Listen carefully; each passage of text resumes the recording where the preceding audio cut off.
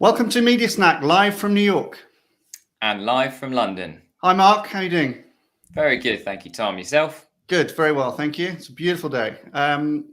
So today you might be at a spot there. David's away. So Mark has very kindly offered to join us. We're talking about something which is very important. Might sound maybe a bit dull in the headline. It's very hard to write a headline about this stuff that sounds interesting, but it is really interesting. We're talking about data regulation. So stick with us. What you'll tend to know it as a consumer end is the cookie pop-up, okay? And we're going to unpack some new regulation or some ruling from the courts about how those things are going to be treated. So Mark's going to help us unpack that and also give us 3 tips. So if you're a marketer thinking about your data protection or your compliance with various data rules, Mark's got some really good tips of things you can start doing. And that's important to get a bit of a head start, because data, as we've said many, many times, data these days is competitive advantage, potentially for you as an advertiser. So not just having access to data, but being able to analyze that. So we'll unpack some of the latest rulings, and Mark will give us 3 good tips, all coming up on today's Media Snack. Welcome to Media Snack, the live weekly show where we unpack the important questions that you will have about media, agencies, marketing, and more. If you're new to the channel, it's great to have you join us. Subscribe below to get alerts of all upcoming weekly episodes.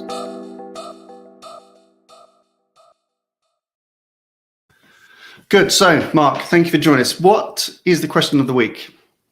So this week's question is, how will the new IAB ruling limit advertisers' data use? So I told you it's a difficult headline, isn't it? It doesn't even fit on the screen. Good. We've got lots of people joining. Hi, everybody. Some good comments in Spanish as well. It's good to see. Thank you. You're very welcome. If you're new to the channel, very, very welcome. Please subscribe to be updated of obviously future episodes. And we're streaming live. So if you've got comments or questions on this, then do let us know and we'll try and pick them up as we go along. So Mark and I will keep an eye out for those. So let's kind of gently unpack this. So we know marketing is a pretty lightly regulated industry. It's very unregulated, really. But there are some rules in place, particularly around data privacy, data collection, data processing. In 2018, the GDPR rules came into effect in Europe, and that's the General Data Protection Regulations that you're probably all familiar with. And at the time, people thought that might be quite isolated to the EU, of course, because it's an EU regulation. However, it has implications around the world because lots of advertisers, particularly multi-market advertisers, have any business in Europe, or process any information. Anybody based in Europe are going to be subject to these regulations. So most marketers are pretty familiar in the last few years with GDPR. Data as a resource for a marketer is hugely important. As I said in the intro, it gives you competitive advantage potentially. And we've talked a lot over the years on Media Snack about how emphasis for a media director is focusing less away from leveraging scale, although that's still kind of important, and rebalancing with the brains and the insight that you can get from customer data.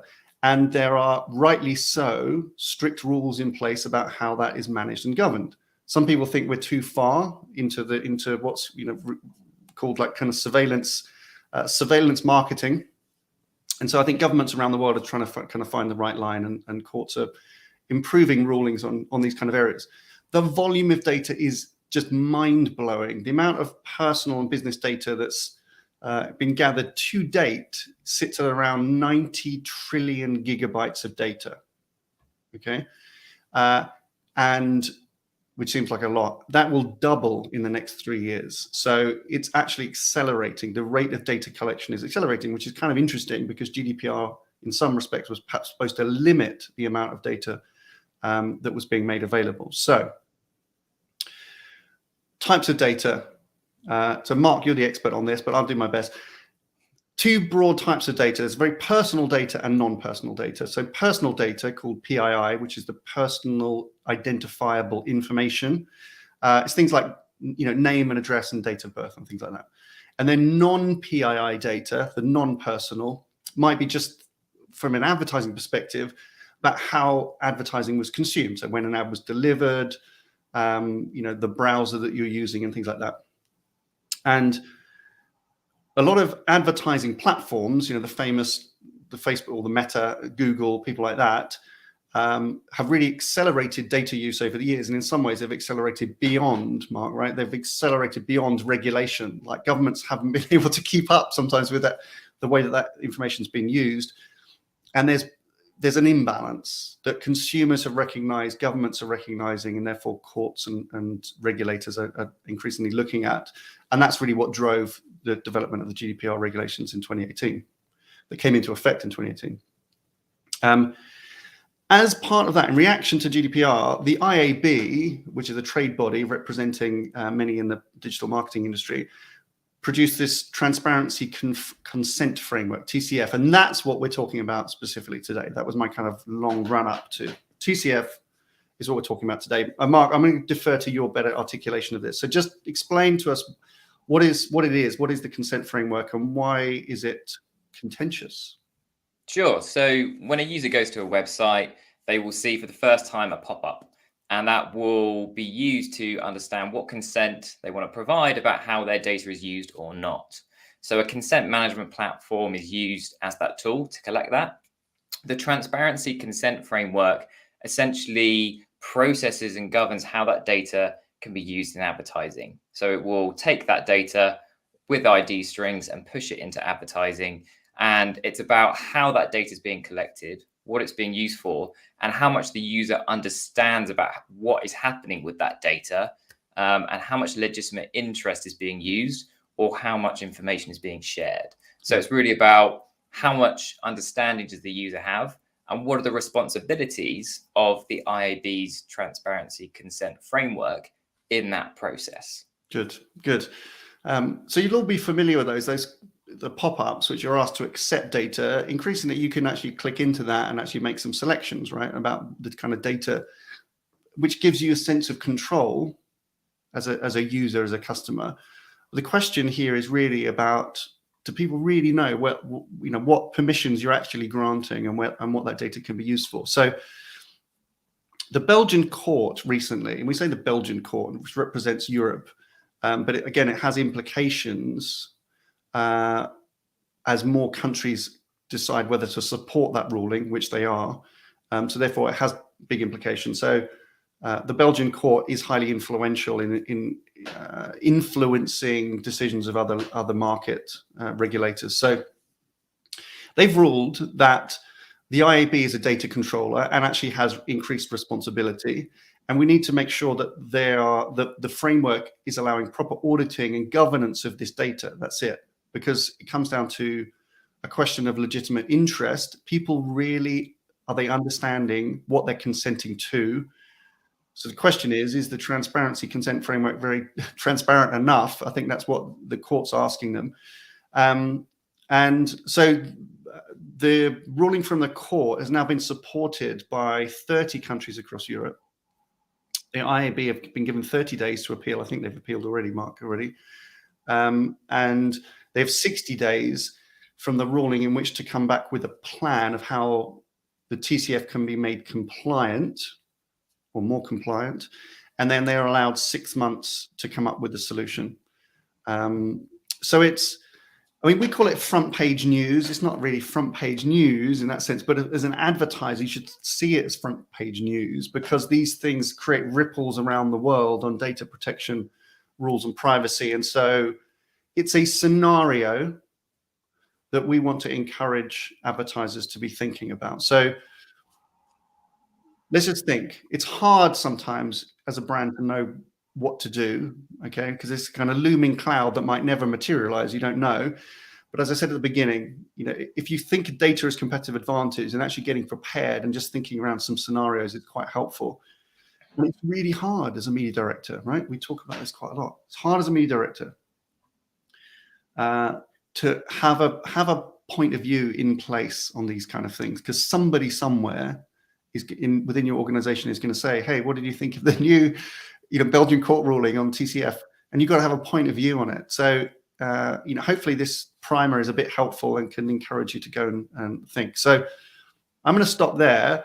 Mark, you've been thinking about this quite a lot and advising a number of different advertisers on the right approach to prepare those scenarios. So let's pass to you and talk us through your 3 tips for advertisers.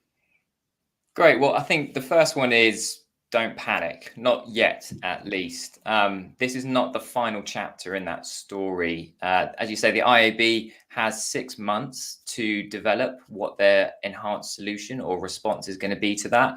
And it's highly likely that the IAB will develop something that the courts are happy with and will accept. Otherwise, they would have just ruled it illegal now.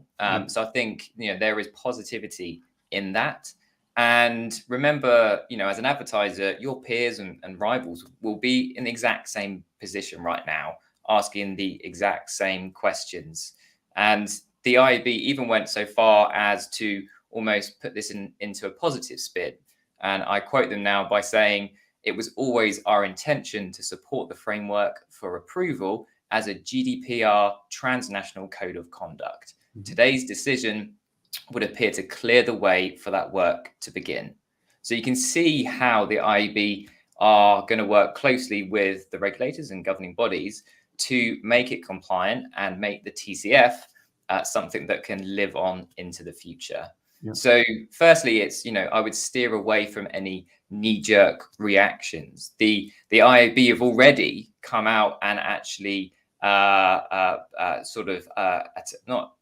responded to reports that people should be removing the TCF as their framework within their consent management platforms.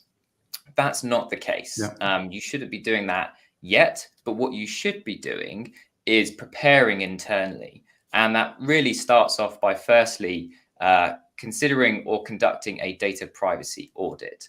Now, what that means is working with your IT, data, web development teams to understand what data flows are happening through your ad tech stack and where you have responsibilities as to the consumer, and where those responsibilities start and where they stop. Mm-hmm. And this will allow you to really understand where you as an advertiser are that data controller, and with that, where there are enhanced responsibilities. And then it's really about, reviewing what data you're collecting and whether you need to rethink the basis of which you're collecting that on legitimate interest, and whether you actually need to be more proactive and active in the consent you're getting and the information you're providing to users, so they have a better understanding of what that data is being used for.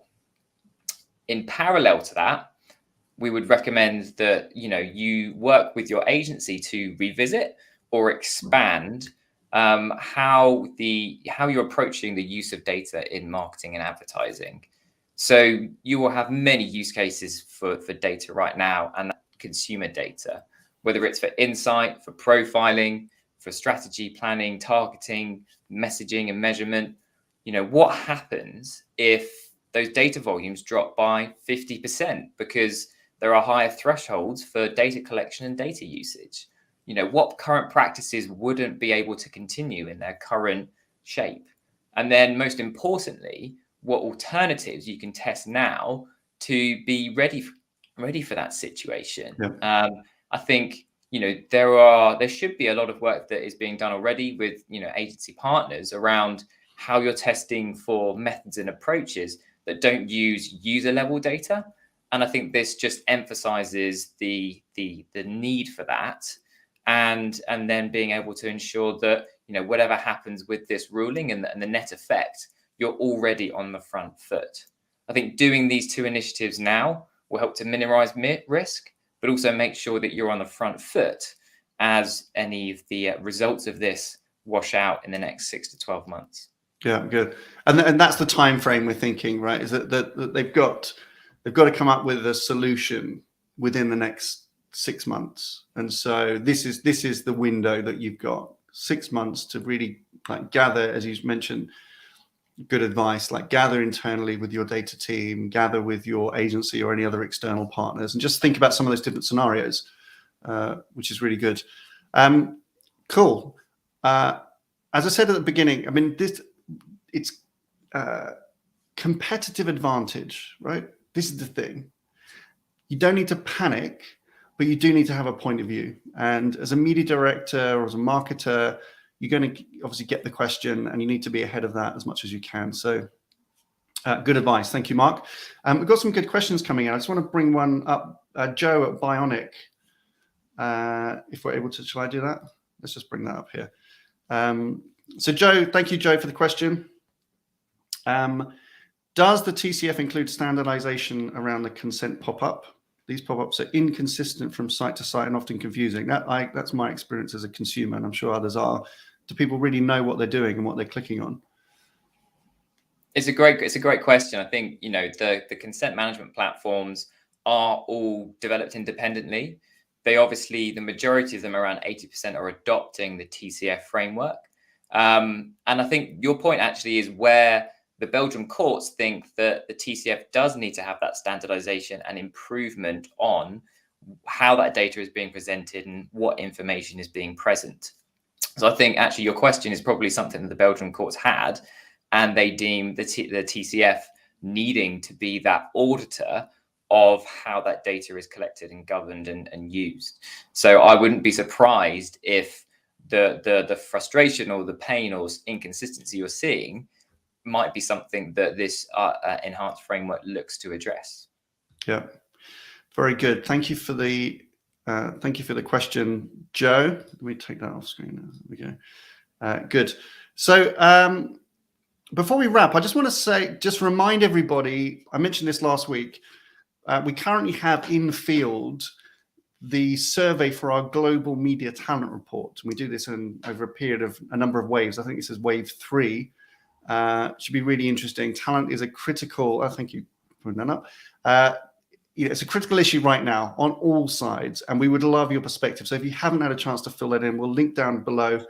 And I think that it's open for another week. So please share your thoughts. It takes about 5 minutes. You get the report as a result. Really appreciate that. Good. So Mark, any other kind of closing thoughts? I know you're kind of thinking ahead and you've been advising different advertisers. Where's this going to play out? I think it's really about the, you know, advertisers that are proactive now in thinking about this and taking the steps to consider, you know, how they're using data and how they're mitigating any kind of risks. They will be seen, you know, in the eyes of regulators and under GDPR, they will be seen more favorably because they're taking proactive steps. So I would say, you know, don't assume that it's being handled by another department or another, you know, partner or vendor. You know, many advertisers, especially those with multi-market footprints, will have different markets operating in different, you know, certain ways. So I think it's important for those that have global teams, centers of excellence, to really lean into those markets and support them to create a consistent approach to data privacy and regulation. Because there are local laws as well as EU-wide laws such as GDPR.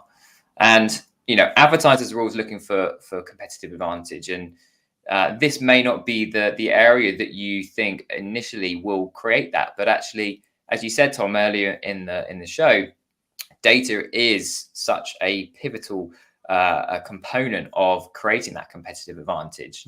And, you know, if you're proactive in getting ready for that change, testing in the short term, and making sure you've got the governance in place, not only will you be minimizing, you know, the risk that could be coming down, but also you are being more nimble, more agile. You'll be on the front foot to be ready with a solution should any of your current practices be shut down in the future. Very good. And we haven't touched on yet, but I'd like to just do very quickly implications in the US, because I think when GDPR first came out in 2018, a lot of advertisers in the US, here in the US, were like, well, that's a European thing. But of course, it does have implications on a wider level. Is this ruling or changes to TCF, is that going to impact American-based advertisers? You know, I think we saw, you know, GDPR being the first one for Europe. Obviously, there's likes of CCPA and others that have been developed for different states. So I wouldn't be surprised if they'd be looking at this, probably potentially waiting to see what the outcomes are, seeing how it's being done for Europe, and then actually taking, you know, the best bits of that and then actually applying that from a US perspective. Obviously, within the US, state by state laws will mean there are going to be slight differences. But, you know, as the dust settles on this, I wouldn't be surprised if they take that initiative and insight and then start to enhance what you need to do and what you should be doing in the States. Very good. Good. Okay, well, listen, we'll wrap there. On early next week following this, you know, we always publish a blog post which kind of lays this out for you after every media snack. I think this will be an interesting one as a reference point. So keep your eyes up for that. We'll be sharing that out with subscribers next week. Mark, thanks so much for your time. Good to see you. Very, very good advice. Love it. But that is your media snack for this week. Thank you very much for watching. Bye for now. Media Snack is brought to you each week by ID Comms, the award-winning growth consultancy specializing in media. We help advertisers on a life cycle to growth in 3 service areas: operations, partnerships, and optimization that transform your media investments into real company growth. Whether you're planning an agency pitch, upgrading your media organization, want to learn new best practice, or simply get better performance from your media investments, you can find out more at idcomms.com/growth.